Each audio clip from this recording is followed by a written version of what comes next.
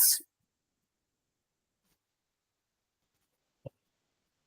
Is that any better? Yeah, a little bit. Okay.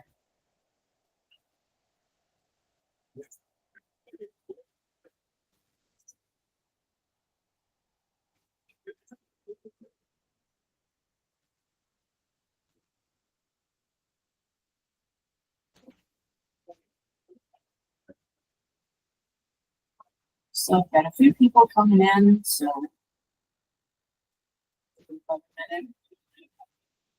let's be just joining. Jennifer's put a link to the sign in the chat. So please sign in.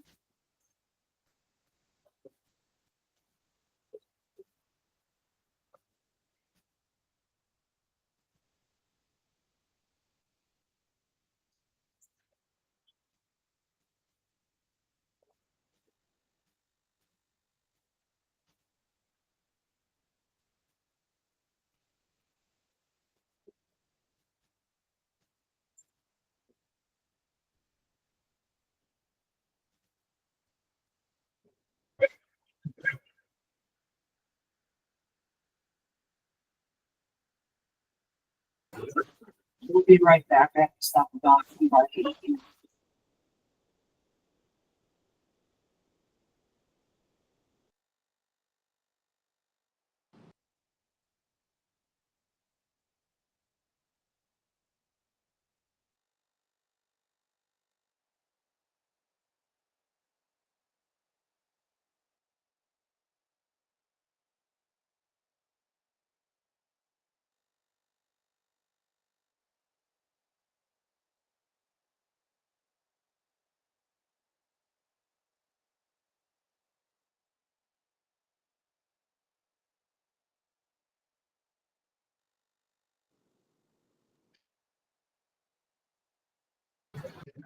So sorry, everybody.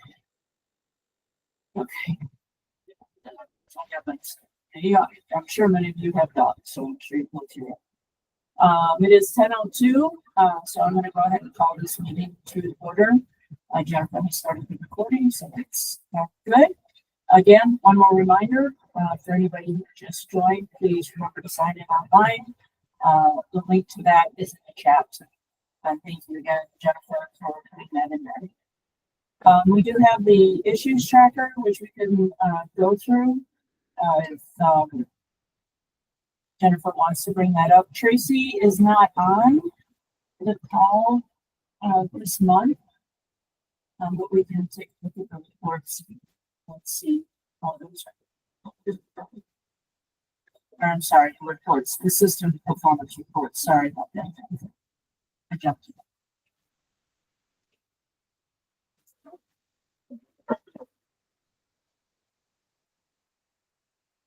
So it looks like the test completion forms were okay. Looks like they're a little bit low on the front and the end. If I recall correctly, that's what it looks like.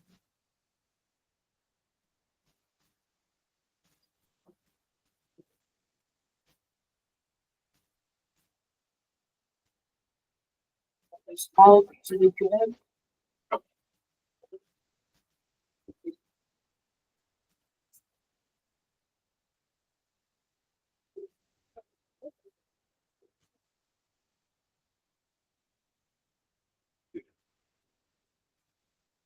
That's the end. I'm sorry, Jennifer, what? That's the end of the report. That's the end? Okay. All right. Those seem to be pretty much the same as what we see every month.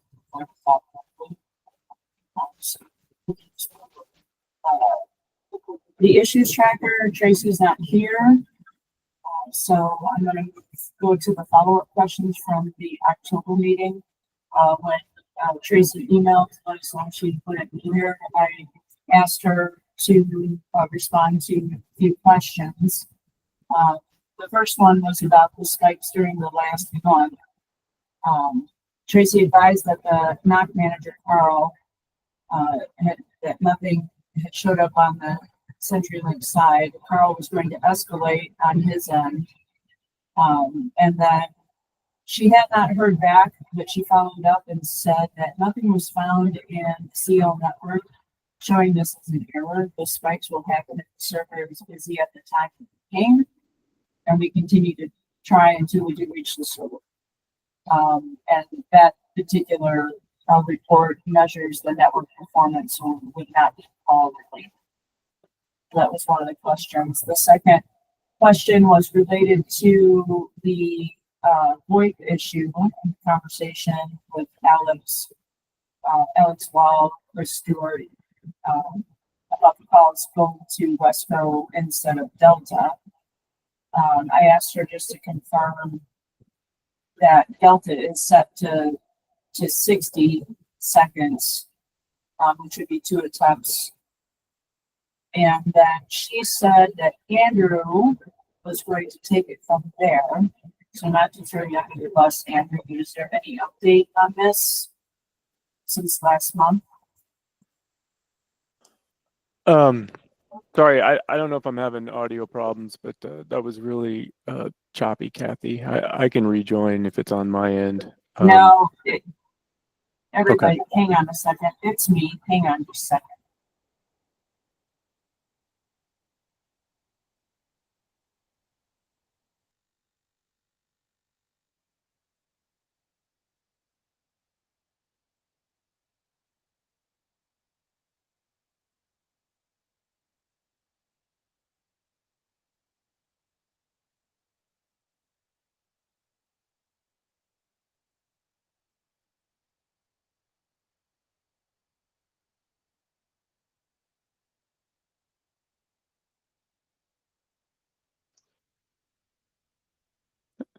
Is this on?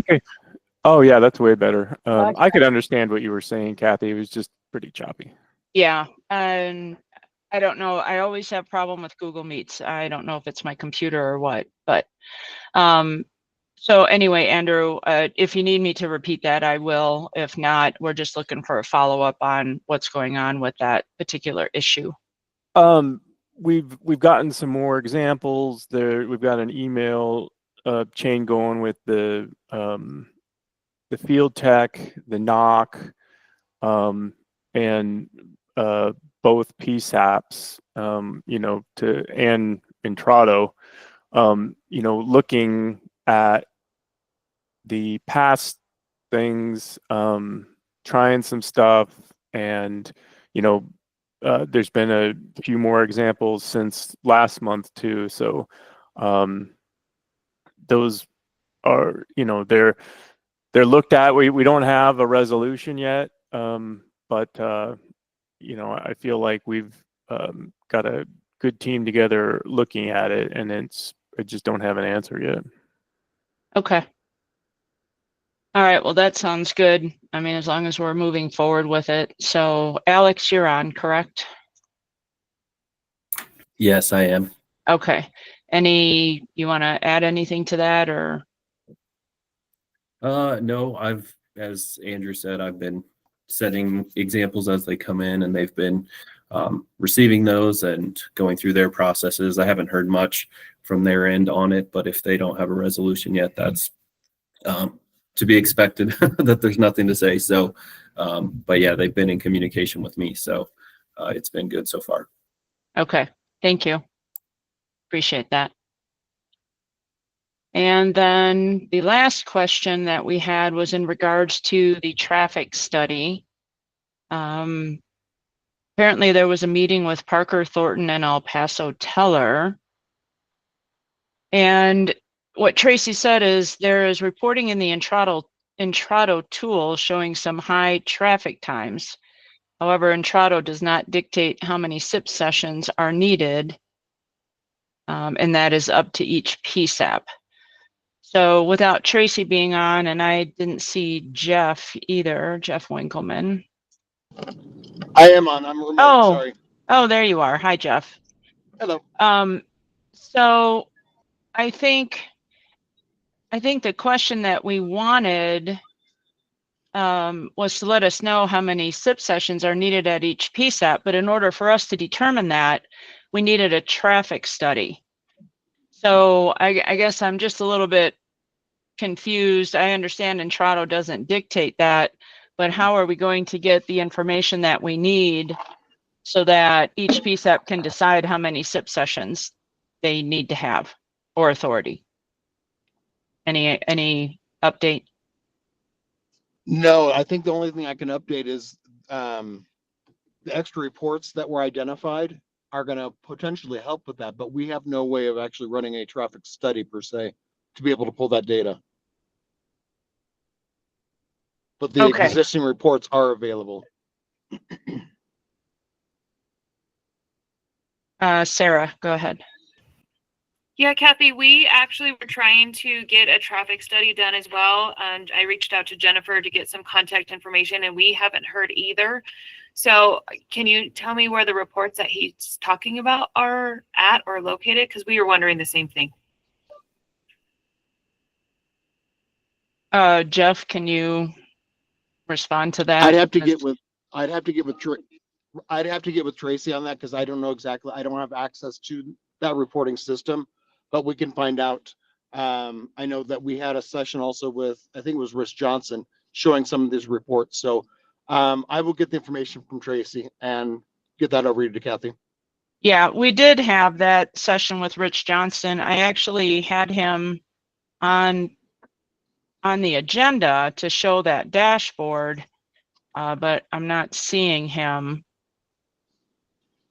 on the call. So, oh, yes, he is here. Hi, Rich. Sorry.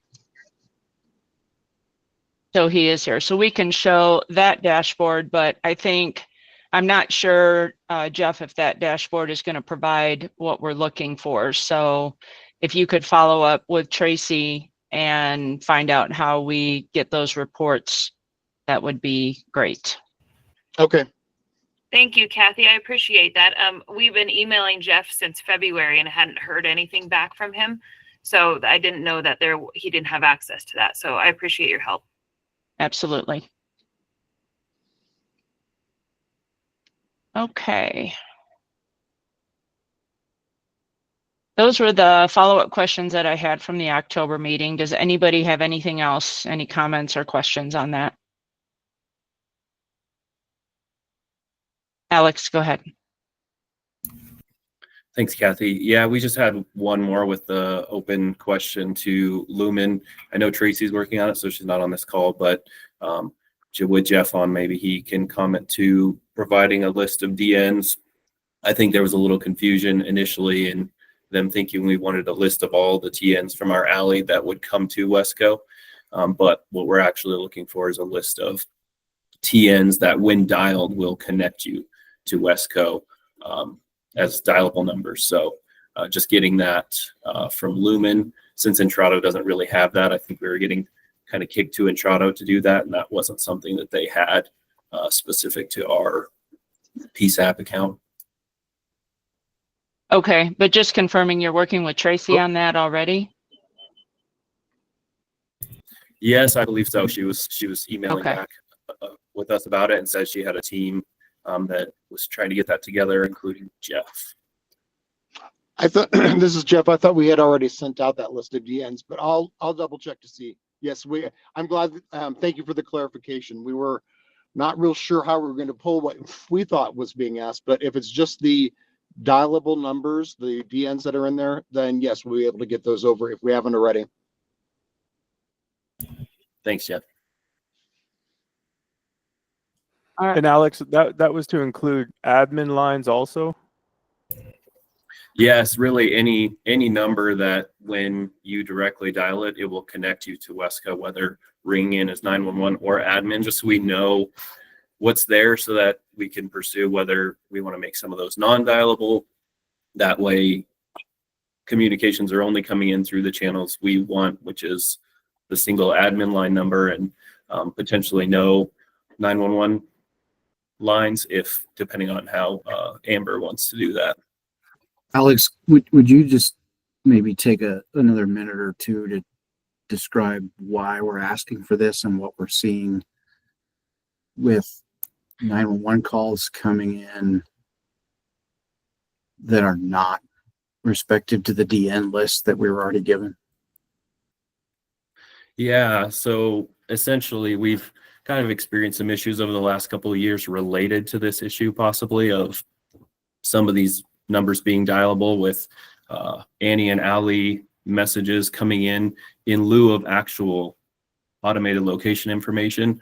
So it's not helpful for dispatchers, and those are coming in either because the number was being directly dialed. And the other thing that we're seeing too is other than incorrect Allie is calls coming in that are accidental dials, trying to eliminate some of that and just really clear up hopefully multiple issues that we're experiencing. And these have been ongoing for quite a while. I know we have some specific to a geological area in our jurisdiction that have kind of been a problem and could be related to dialable numbers being hit or either utilized in a process to get those calls to Wesco.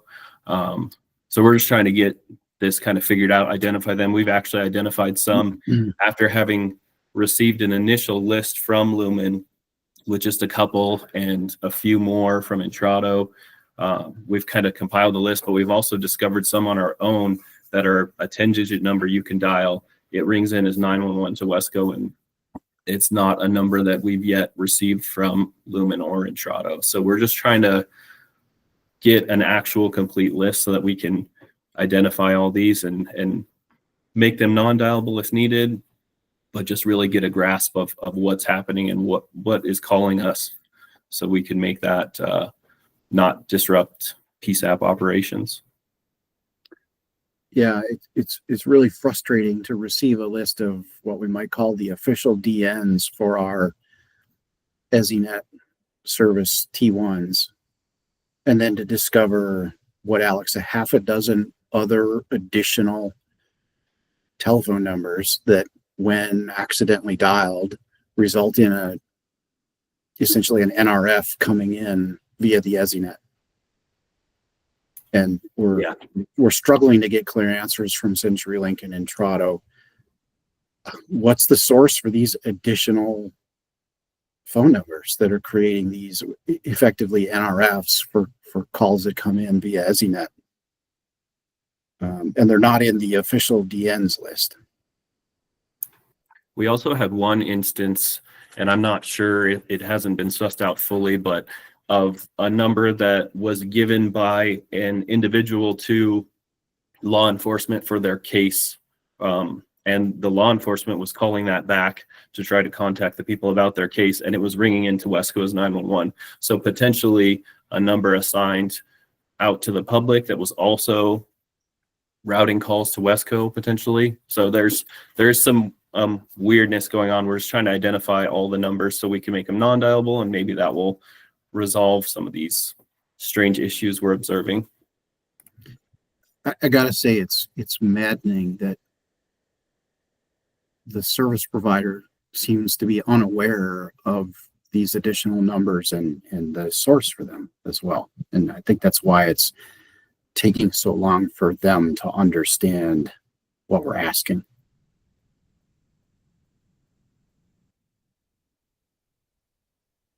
Yeah, I can see where that would be very frustrating for you guys.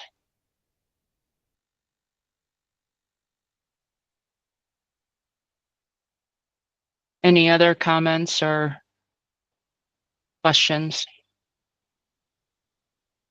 But before we move on, I just want to make sure and confirm with both Alex and Matt that you are working with CenturyLink and Intrado on this, and it's hopefully going to be moving forward, and we'll figure out where those numbers are coming from, plus the other issues.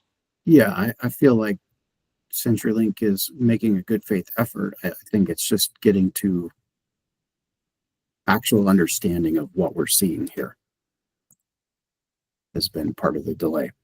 Okay. And you guys have been working with Andrew and Tracy? Yes. Yeah, mostly Tracy. The traction has picked up in the last month or so as this Delta VoIP rollover issue kind of came to light, and we've been sending them stuff constantly. And so I think they've been giving a little more attention to these other kind of long-standing topics that are totally different, but have been stuff we've been asking for them as well. So it's definitely made some progress, and we feel like they're addressing it. But yeah, it's a little bit, as Matt said, frustrating, especially some of our other issues that have been kind of ongoing for over a year or so, and we've been trying to get to the root of it and asking questions and kind of getting pointed to Entrado. They're pointing back to Lumen. We're just getting kicked kind of all around and not really even identifying the source. Even if it was, like an original service provider problem, at least, them identifying that. So we know, okay, this is not even a Lumen or Entrado issue. It's OSP, but we haven't even gotten that on some of these issues. So. Okay. Andrew or Jeff, any idea on how to proceed in a more expedient manner with this?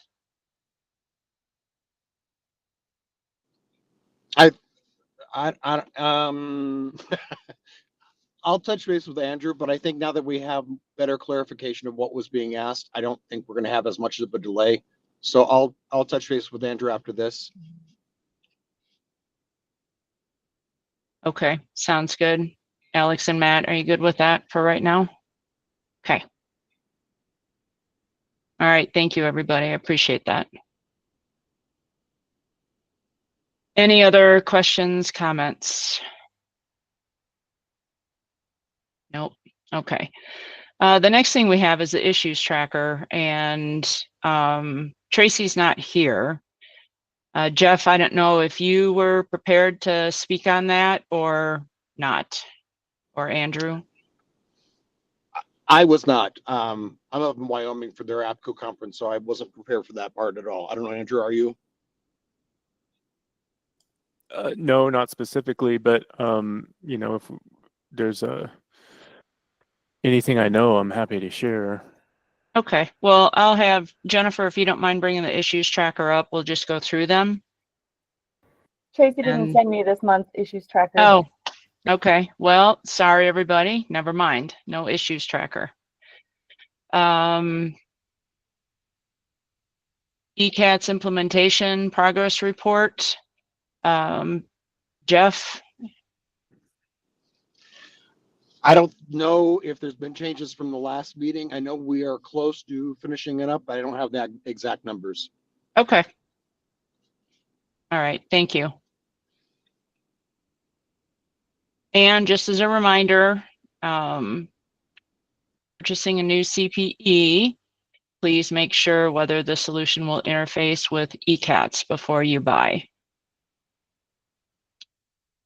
All right.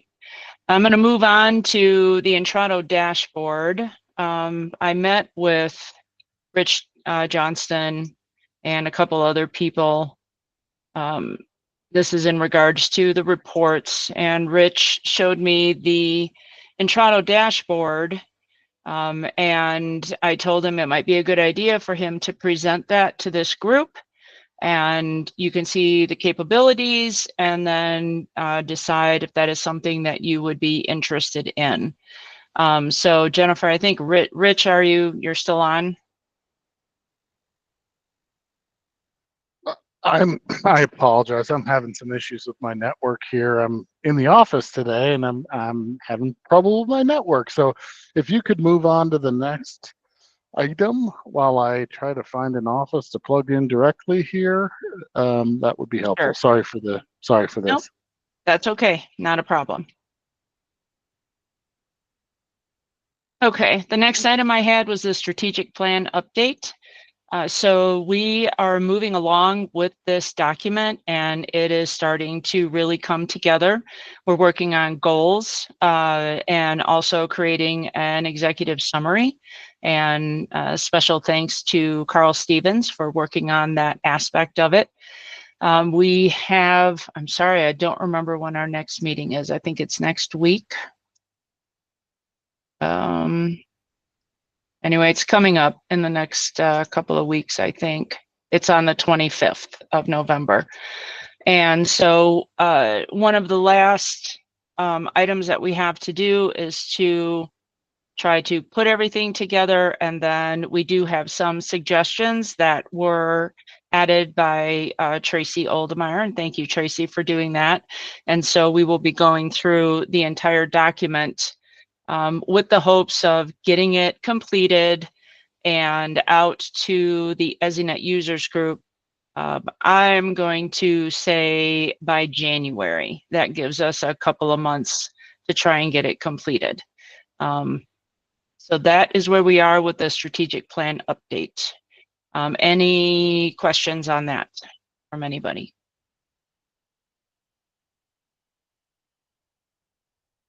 Okay, hearing none. Before I move on, I'm gonna see if I can get Rich.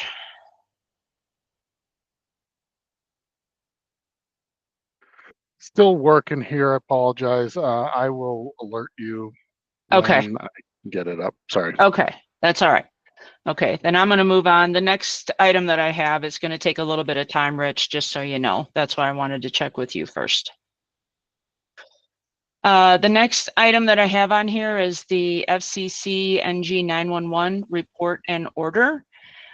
So I don't know if everybody's had a chance to look at the report and the order. There's quite a bit in there. And so in order to understand that or try to understand it, I'm not claiming I understand everything, but I did attend the NINA webinar, I think it was last Wednesday, where they did some explanation of their interpretation of the rules. And on top of that, I felt that it would be necessary to have a conversation with CenturyLink and Intrado about the rules as well. So this is going to take a little bit. I've come up with some points about the rules that I want to share with everybody. I don't have them on the agenda. There's a lot of them, so forgive me. I'm going to read through some of these and then I'll stop periodically to see if anybody has any questions. So we just want to share this information with the ESInet users group. I did myself find that the rules were a little bit confusing, and I'm sure there's going to be more interpretation shared in the future. But while trying to understand the rules, we did have a conversation with CenturyLink and Intrado to try to gain more understanding. And here's some of the information that came from that conversation. Hang on. Kathy, just really quick, who's the we when you say we had a conversation with CenturyLink? Just curious who was involved in that conversation.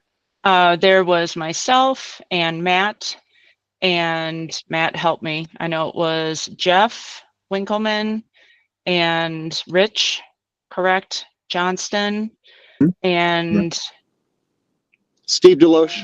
Oh yeah, Steve Deloach, and was Jennifer part of that as Yeah, well? Jennifer, yes. And I think that was it, Kimberly. Okay, thanks. Yep. Okay, thanks everybody. So I think the one really important piece of information that was discussed amongst that group is that this is not something that needs to happen immediately in Colorado. There are a lot of steps that need to take place prior to Colorado being ready to move forward, and we should not immediately act on these rules. In addition to the OSPs, CenturyLink, Lumen, and Intrado are working through these rules and will have meetings open to 911 professionals to explain the requirements, steps, and any time frame that will need to be taken by CenturyLink, Lumen, and Intrado for the ESInet service.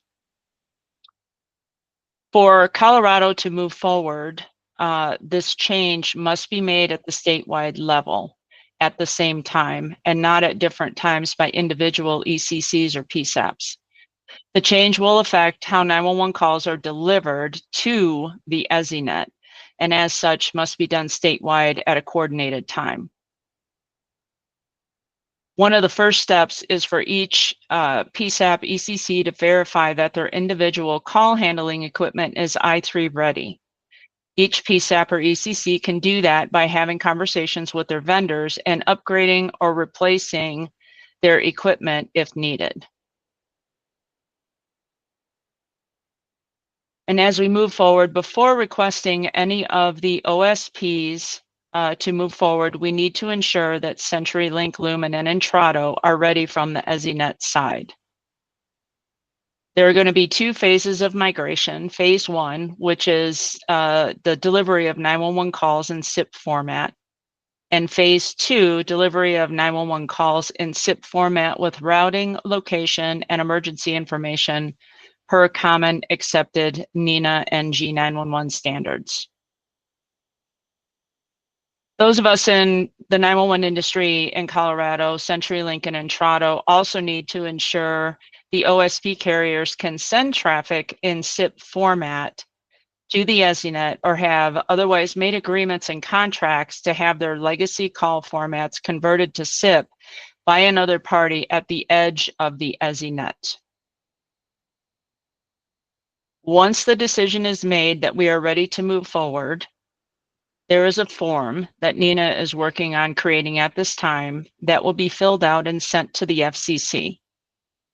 We should and could do this jointly for a simple, clean statewide migration. Once the form is received, the FCC starts a timeline of 6 months for the carriers to complete phase 1. If an OSP is not able to complete phase 1 within a 6-month time period, this can be extended, but only if it is agreed upon between the OSP and the requesting authority, or PSAP. Once phase 1 is complete and testing has been successful, the next step is phase 2. The FCC is giving a timeline of 12 months for phase 2 to be completed.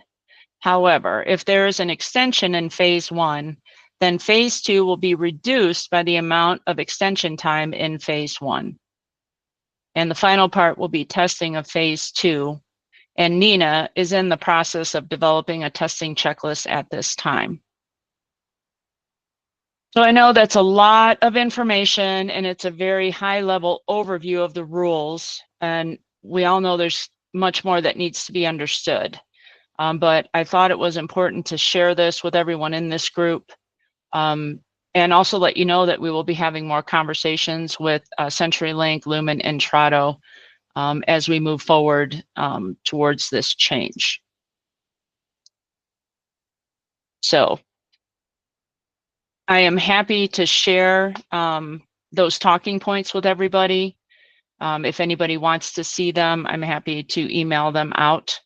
But are there any questions right now? And just know, you may come up with a question we don't have the answer to yet.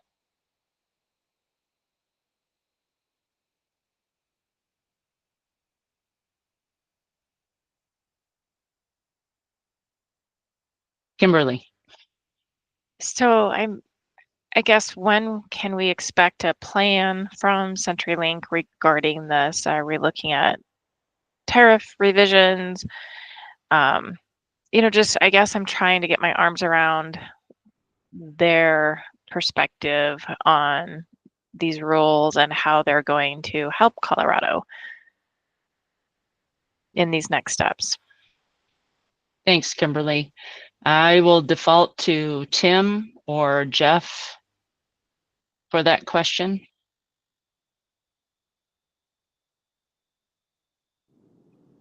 Is Tim on? I am. Yeah. Okay. What would need to go in the tariff? Well, what's the plan moving forward? Is it going to be tariff changes is what I believe Kimberly was asking, the entire plan from the CenturyLink Lumen perspective. Yeah, correct? Yeah, and so I should we be anticipating a tariff? Should we be anticipating CenturyLink is going to be working on anything that needs to be done differently if this is a statewide approach? So will CenturyLink just be working on whatever changes are needed, or will they establish a plan and file a new tariff? Just trying to get my arms around what we can expect in the next maybe 3, 6, 9, 12 months, if anything. And you're referring to the FCC rules? Yes. I'm not sure that anything would need to go into the tariff. Maybe. So this is Rich. Sorry. No, Rich, I was going to invite maybe you and Steve to just take a minute or two and talk about it.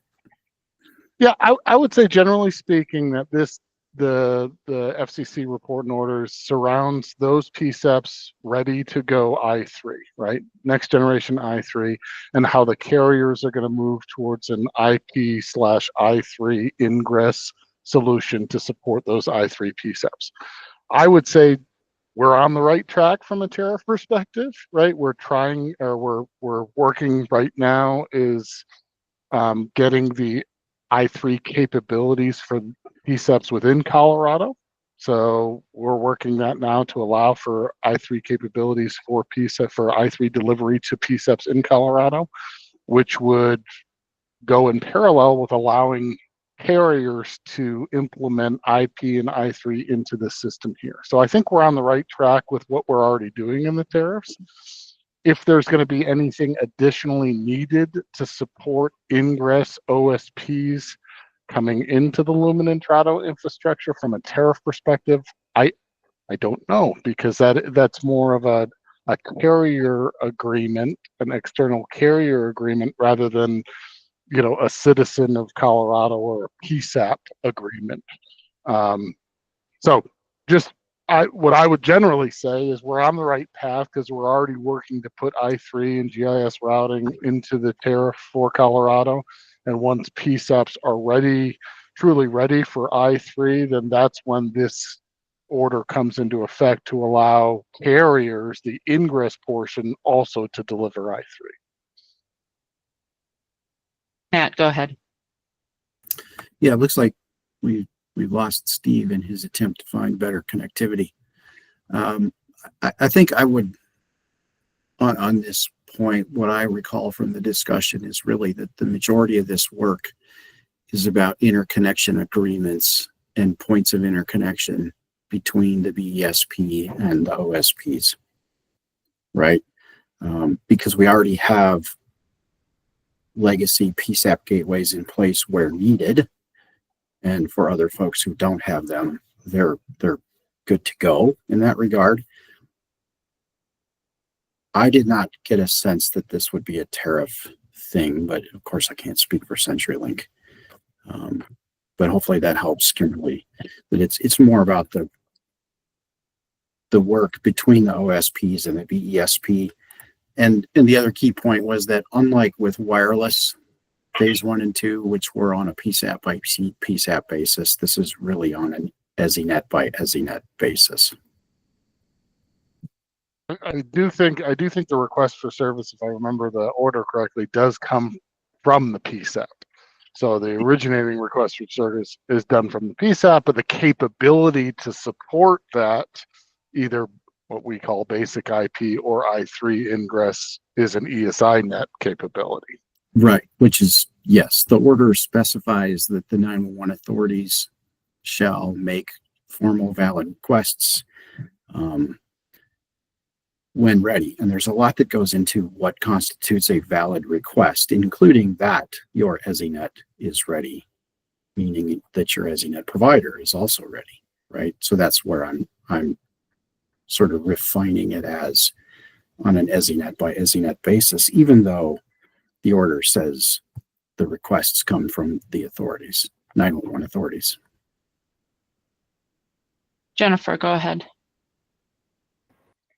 Yeah, I was just gonna back up what Matt said about his recap of the conversation, and also to say that I also don't know that this is really a tariff situation. It's more of as a group and the ESInet users group deciding that with CenturyLink and Intrado's input, that yes, the ESInet is ready to accept this incoming information via I3, and at that point we can then, as a state, request that.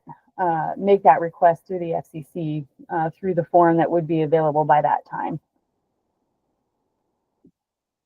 Thanks, Jennifer. Kimberly, did you have your hand up? I did, but I think my question's been answered. Okay. So I'm good. Okay. Thanks. Sure.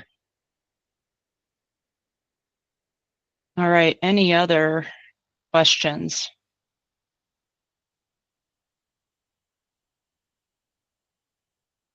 All right. Again, I'm happy to share those talking points. If anybody wants that, just shoot me an email.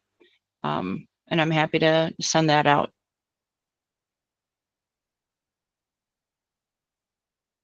Okay. Rich, how you doing? I'm good. I found a cube with a working connection here, so I'm good. Okay. Yeah. Give Rich me is one. Yeah, go sure. ahead. Please. Rich Yep. is going to share his screen and show us a dashboard and the information that we can get from that. And then we can decide, everybody can decide if they're interested in that dashboard. All right. Sorry, getting there. Okay. All right.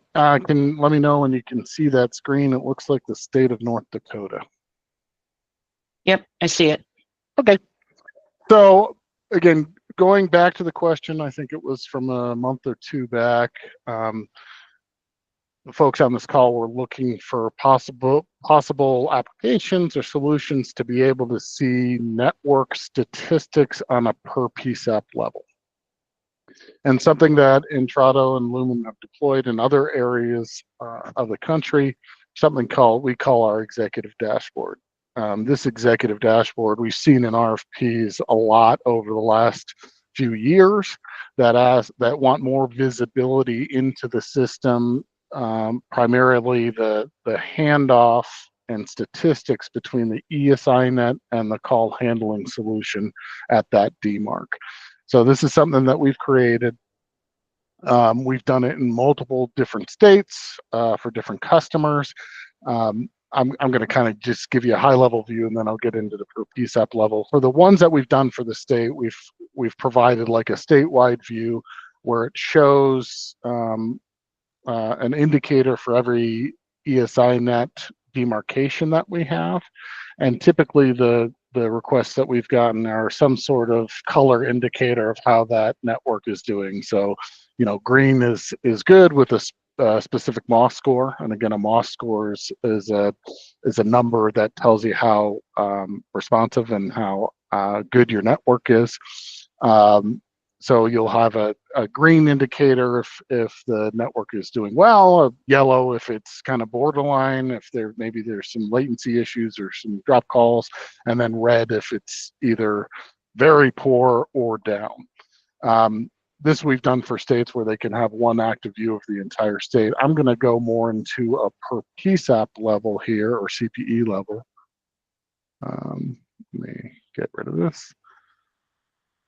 So this is what the PSAP would see on a per PSAP level. And what I mean by that too, again, where the Lumen Intrado ESInet terminates is wherever that call handling the host is. So our circuits, our routers are at the call handling host. Now that host may have remotes off of it that are served by a different network. This would not look at that network. This would look at where the ESInet terminates to that call handling host. For instance, this one here, we have one physical location and two routers, two networks.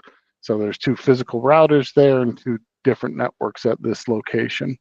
Some of the things that this tool can do is it can measure the utilization of the network itself.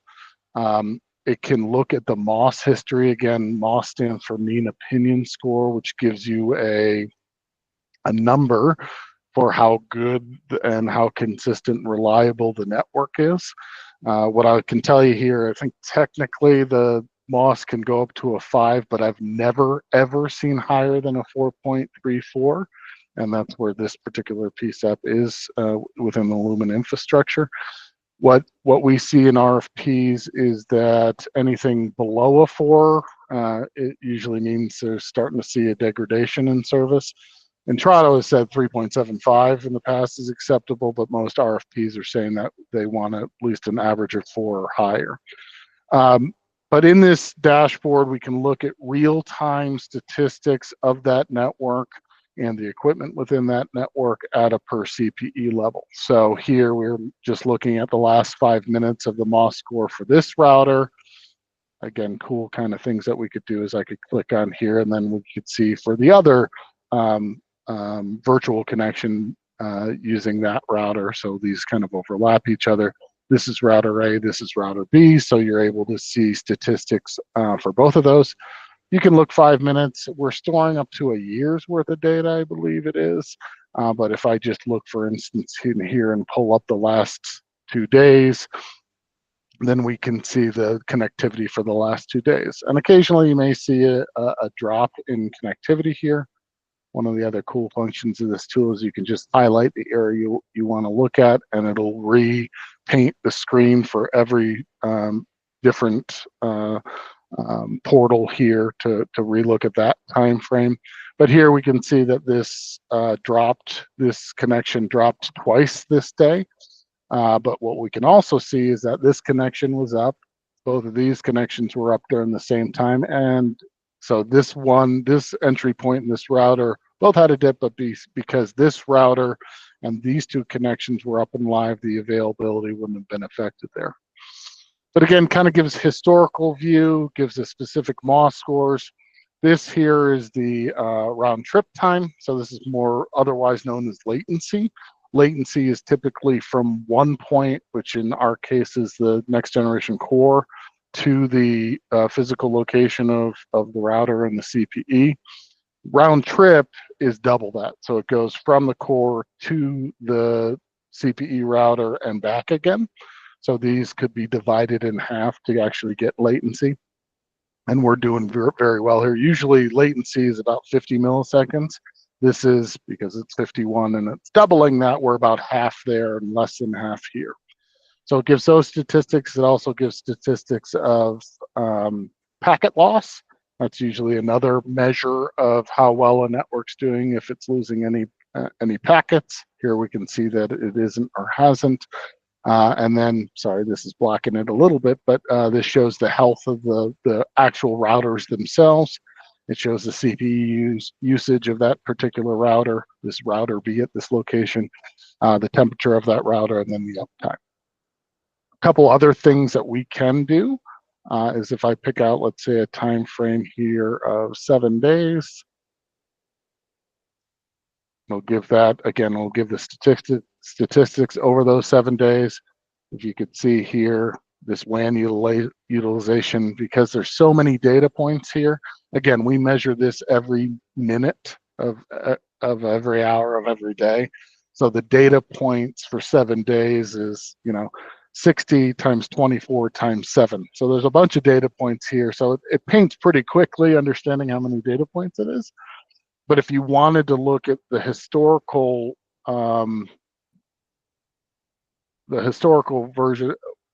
historical view in a different way with numbers versus a GUI or data, then we can inspect the data itself. We can add the both routers here, and then here we can see that this is the MOS to Longmont. That's where one of our cores is, and MOS to Miami is the other core. So this is for every minute over the last 7 days, and you can do something where you also download a CSV. Nope, can't do this because let me cancel this. Sorry, I had something else going on here. Sorry. Got a bunch of things open. I apologize. Oh, geez, Louise. Sorry, folks. Give me a sec here. I apologize. This is what I get here. Give me 1 sec here to get rid of this. Sorry about that. Okay, I'll go back in and share again.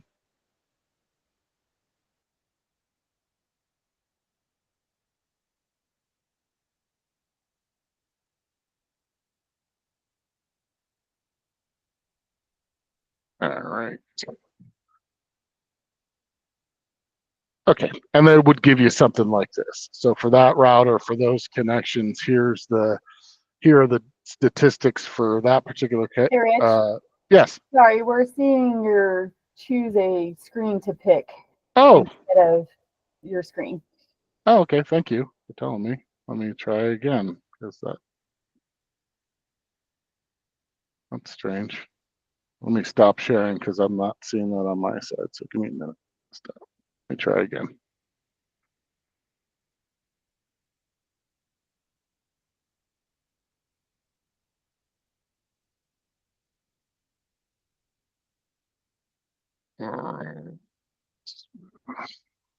Okay, let's try this. Can you see that now? Now we're seeing an infinity screen of the meeting. Okay. Not sure what I'm doing wrong here. I'm doing it the same way I did it the first time, so give me another minute. You know, when I teach, I tell people that technology will screw you every chance it gets. And we went to see Neil deGrasse Tyson over the weekend, and he's on stage, and his PowerPoint messed up more than once. So if an astrophysicist has trouble with presentations during a meeting, I think the rest of us get a pass. Okay. So there you go. Are we seeing an Excel spreadsheet now? Yes. Yes. Okay. I did the same thing 4 times. I just want to let it didn't change how I did it. Okay, anyway.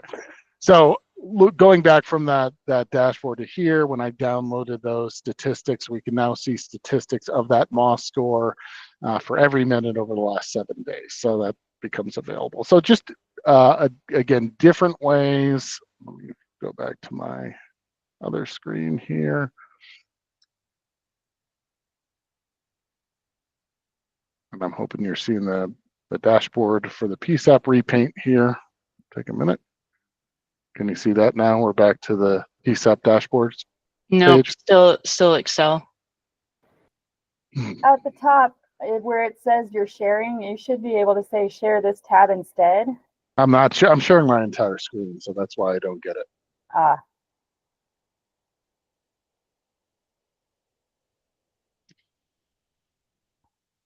Try again.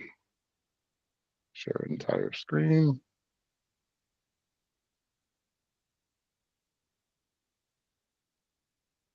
It's saying I can't share my screen now, so let me try to share the application. I apologize, folks. Don't know why this is looking like this. No, this should work, hopefully. Can you see that now? There you go. Now, there we go. Okay. So yeah, I mean, basically the end of the presentation.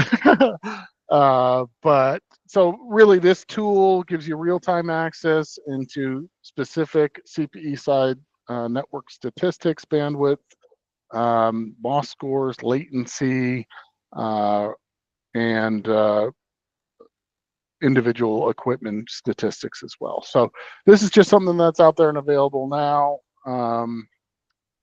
There is a cost for this, but it allows a PSAP to drill down individual network statistics on a CPE level. What kind Anybody? of questions do we Thanks. have? That was my next question. Anybody have any questions?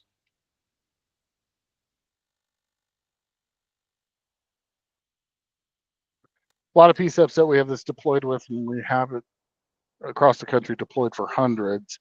Some of the state bureaus, have it running in their EOCs.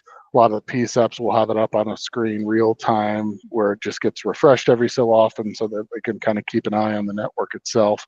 But it's a tool. Again, some PSAPs love this stuff and want to see it, want the visibility and transparency into the system real time to be able to go and look what's going on. Some PSAPs don't.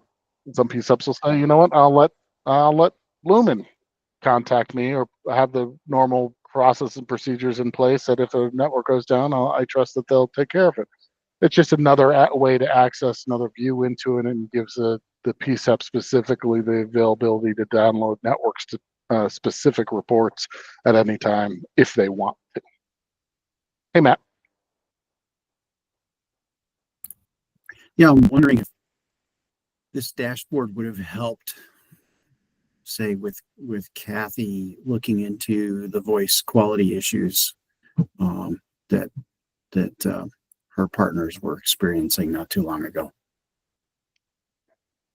Could be, and what I'll tell you, Matt, again, just to be transparent with you, I don't know what was causing those voice quality issues. This is the quality of the network from our core infrastructure to the PSAP. Mm-hmm. So if it was, let's say, a carrier issue or it was a voice quality issue coming into the infrastructure, we wouldn't see it here because we're measuring the quality of the network between us and the PSAP.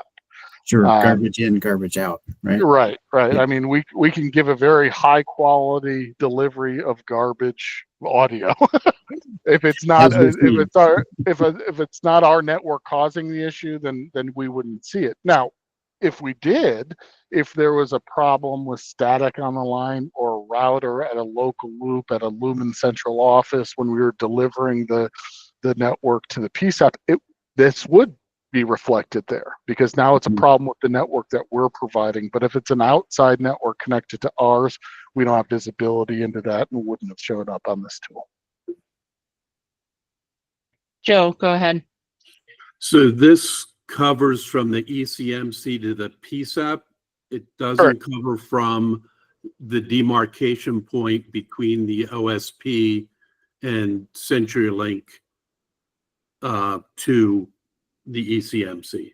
Correct. Yep. Those are, I mean, it's a hodgepodge now, and I'd have to have Lumen kind of talk about that. Some of that is probably still TDM, some may be IP, but that interconnectivity between the carrier, talking about the FCC order, but that interconnectivity between the carrier and Lumen is typically the carrier's responsibility. They provide and order that interconnectivity, and although Lumen's NOC will monitor that, it's typically the carrier's job to monitor, like, to this level of the level of quality of that circuit, since the carrier is the one providing that infrastructure. But yes, I answered yours in a way longer sense. This is inside the next generation core services to the PSAP versus externally into the next generation core services.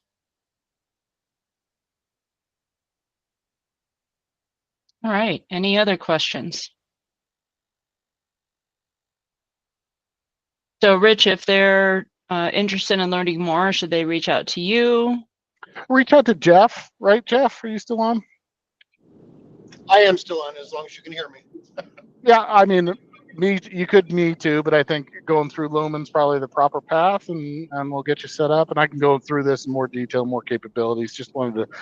We heard that request a couple of months ago and said, hey, I think I have a tool for that if they're interested. So just wanted to show the group. All right, thanks. Joe, go ahead. Two questions. One said there's a cost of this and question what the cost is, but the other, if, for example, the PUC wanted this, they would be able to see from any and all of the PSAPs between them and Lumen? If the cost, I think we would have to defer until Lumen can provide that. But the answer of could the PUC see it? It was everyone's authority, obviously. We could provision like a statewide map. And again, they wouldn't, I used to say this too, Joe. So it's not necessarily the PSAP, it's the CPE that the ESInet terminates to. That may be one and the same. So if a PSAP has their own standalone CPE, then we're going to terminate the ESInet and router at that location, at that CPE location. But you could also have a CPE that's a multi-node that serves 20 different PSAPs. You're not going to see to the endpoint of those PSAPs. You're going to see to the endpoint of where we terminate into the CPE. And then there's a back-end network from that CPE to the PSAPs that we don't have visibility into. So since this is a tool to monitor the ESInet side, and the ESInet terminates to the CPE, not necessarily to the PSAP, that's where we have visibility into. Does that make sense? It does. Could this kind of essentially be alarms so that they would be able to identify or be alerted when there's an outage? There is additional capability on here to perhaps alarm. We don't have that set up right now, so if that's something that we could talk about, this application actually sending out an email or alarming. Right now, it's more of a monitoring tool. Now they could have it up in a corner of their PSAP, and when it turns red, that's bad. So that's kind of an alarm. But if you wanted an actual like generated alarm then we need to look into that a little bit more. Right now, it's just set up as a monitoring tool. Just wondering if it could be a workaround for problems getting notifications from providers when there are outages and having a record for purposes of investigations. I would say, and I'm talking on behalf of Lumen here, that it's not going to be a replacement of any of those existing notifications. It might work well in parallel with, if there's an issue with those existing notifications, we need to take care of those. This is more of a tool to help with PSAP visibility into the system, but it wouldn't replace any of those existing processes. I'd agree with that. More of a supplement.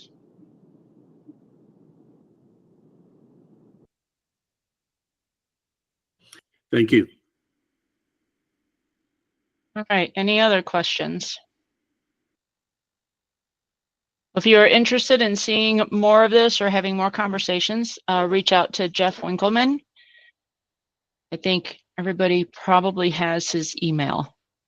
But if not, you can reach out to me and I can send it to you. I'm sure Jennifer has it too. Okay. Sorry for the technical difficulties there, folks. I do have to jump off, but you can email me or Jeff any questions. Thank you. Thanks, Rich. Appreciate it. Bye-bye.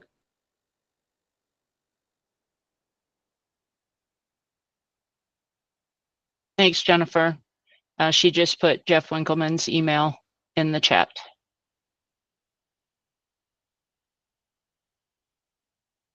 Oops, I have two number 13s. That's not good. That means good, right? Yeah. The next thing we have is this group's chair and vice chair. That changeover should take place in January. So I'm going to start talking about it now for those of you on. If you know of somebody that you think would be a good chair and a good vice chair, or if you are interested in having one of those positions, please think about it. And hopefully in January, we'll have a couple of people that would be interested in taking on those positions. The one thing that I would say, because this is the end of my second year as the chair, is, and I'd have to go back and look at the charter, I'm sorry, but I would encourage this group to maybe change the charter to make it a 2-year term, just because you learn so much in the first year, and then in the second year, you're doing much better in the position. At least I have found that, this being my second year. So I would put that out and see if that's something that the group is interested in. If not, you can certainly leave it at 1 year. But it's very beneficial. I've learned a lot of things that I didn't understand before, I understand now. And so I would encourage anybody to step up and say, hey, I'd like to do that, for a year. And those of us that have been in the position, I mean, even as myself, if I'm not either one of those next year, I'm still going to be on this call every month. And anybody can reach out to me with questions, historical or any other questions on how to do things. So I just wanted to bring that up and say that's coming up in a couple of months, so please consider it. That's all I have for that. Any questions on that? Nope. All right, next thing is public comment. Non-voting members are welcome to provide comments. So do we have anybody who has anything that they would like to say or comment on?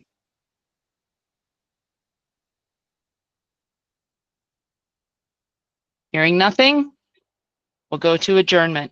This meeting is adjourned at 11:04. Thank you all very much for your time, and we will see you next month. Thanks. Thanks, everyone. Thanks, everybody.